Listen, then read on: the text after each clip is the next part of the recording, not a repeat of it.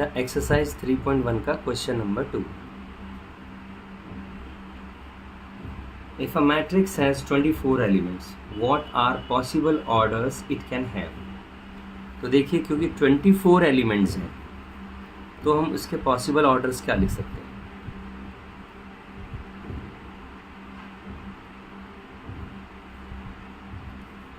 तो 1 से शुरू करिए पहले आप, 1/24।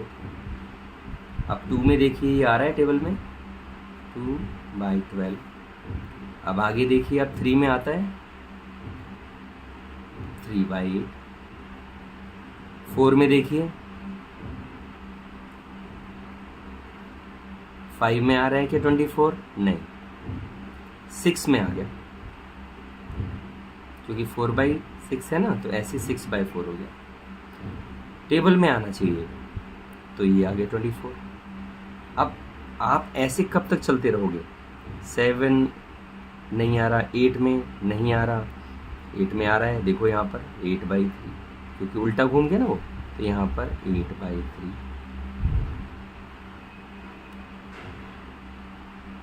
ऐसे ही आप और सोचो इसका, 9 नहीं, 10 नहीं, 11 नहीं, 12 आ गया क्योंकि वो वैसे ही घूम जाएगा। वैसे बेटा जब एक बार आता है ना वहाँ घूम गया तो उल्टा घुमा दो इसको। अब इसके बाद 24 आएगा। तो ये हो गया आपका क्वेश्चन नंबर 2 का फर्स्ट पार्ट। अब इसी में आगे वो बोल रहे हैं what if it has 13 elements. तो ये तो इसका फर्स्ट पार्ट हुआ। अब इसका फर्दर यहीं लिख देता हूं मैं, फर्दर अगर 13 एलिमेंट्स हैं तो ऑर्डर क्या होगा?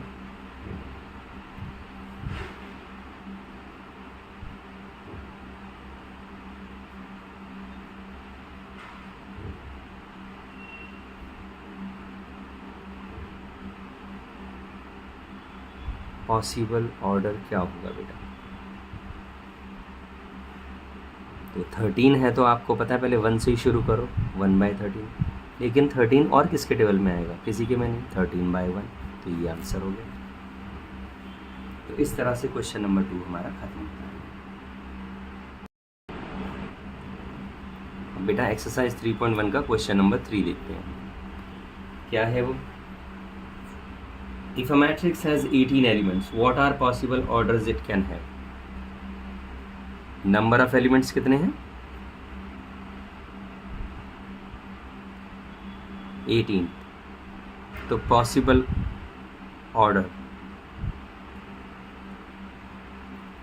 अब आप खुद बता सकते हैं, तो मैं इसी में लिख दूंगा यहाँ पर 1/18 है, तो ऐसे ही क्या हो सकता है 2/9। ऐसे ही 3 देखिए, 3 के टेबल में आ रहा है। ऐसे ही हम और क्या क्या लिख सकते हैं बताइए? 6/3 हो गया। ऐसे ही और क्या हो सकता है? 9/2 हो गया। और ऐसे ही क्या होगा? 18/1। तो इसी का नेक्स्ट और एक पार्ट है इसी क्वेश्चन में, what if it has 5 elements. If matrix has 5 elements, possible order बताइए अब क्या होगा?